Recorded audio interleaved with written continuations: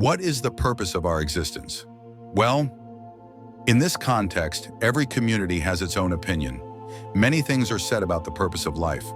However, if we extract the essence of all those, we'll come back to the same point, that living according to the rules and laws of their respective communities is the purpose of life. And society tries to bind our lives in every possible way. Life has been divided into various phases, stages.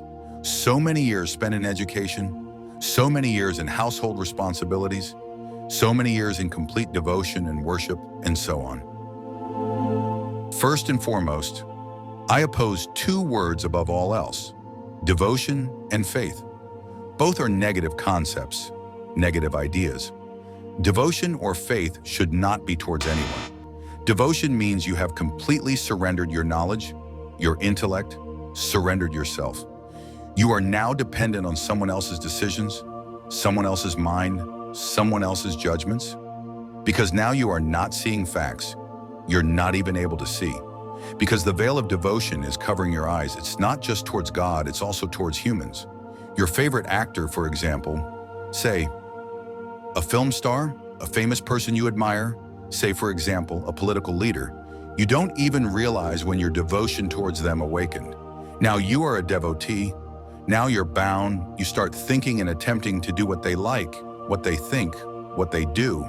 You don't think right or wrong with your own mind anymore. And not just that, sometimes this obsession reaches such a level that you don't even consider it necessary to listen to someone else's thoughts opposing yours. You refuse to listen to anything against them. This is what happens in these communities in the name of religion.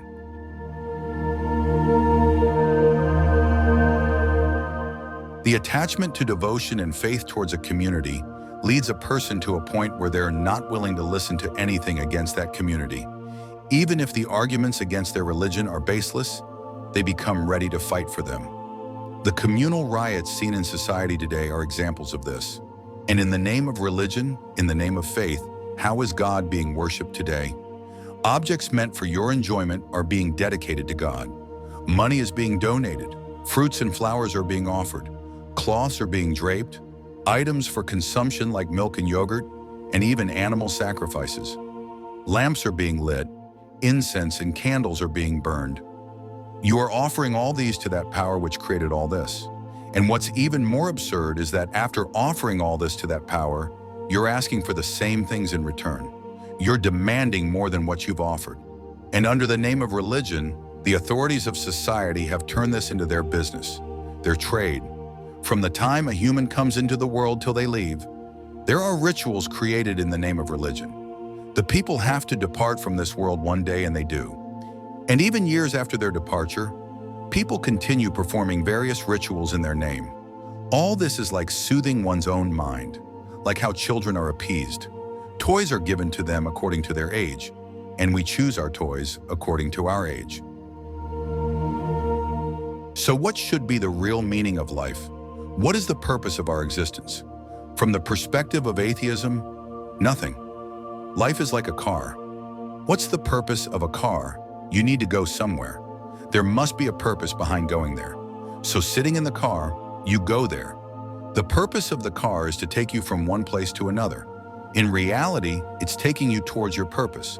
But the car itself has no purpose, because tomorrow you'll have to go somewhere else. Tomorrow you'll sit in that same car and go somewhere else. You're going in that car every day, but every day your purpose, your destination is different. If life had a purpose, then after fulfilling it, life would become meaningless. Life would have no meaning. Then what would you do with that life? In life, we make many plans. Good job, marriage, children, buying a house, buying a car, children's marriage, and so on. But every plan is just a milestone in this journey of life. One plan leads to the next. There can be many purposes in life, but life itself has no purpose. It is just like bubbles in the water of a flowing river. Bubbles appear and then they burst, but the river continues its course. And worshiping God can never be the purpose of life. The one who discovered electricity is not worshipped, but the whole world uses that electricity today. Utilizing the creations of the God is actually the purpose of life, not worshiping the power that created them. If a doctor writes you a prescription and you bring that written prescription home and start worshiping it, will your illness be cured? If you find this madness absurd, then know that all these communities are doing the same thing in the name of religion. Going to religious places, handling religious books as if they themselves are God, whether you read them or not, but it's a protocol of the community to respect that book, to respect an inanimate object. I am not saying that those mythological stories given in all religious books are illogical. However, they are not drawn from life. They are stories which are fabricated for the purpose of drawing from wisdom, some lesson out of it. That was the purpose of creating those books. Thou shalt not steal, thou shalt not kill, keep away from 7 sins like greed, lust, glutton, etc. Most of the religious doctrines or mythologies draw the same conclusion, even if their beliefs differ. However, if we give a second thought about it, even if we think that the practices we just discussed are actually sins, and I say this because, as per atheism, there is nothing good or bad, but even if we consider that to be true, do we really need any community to understand whether those are morally wrong or not? Doesn't it look so obvious, even from the perspective of an atheist? However, we end up worshiping idols or images according to the community's belief, which are lifeless.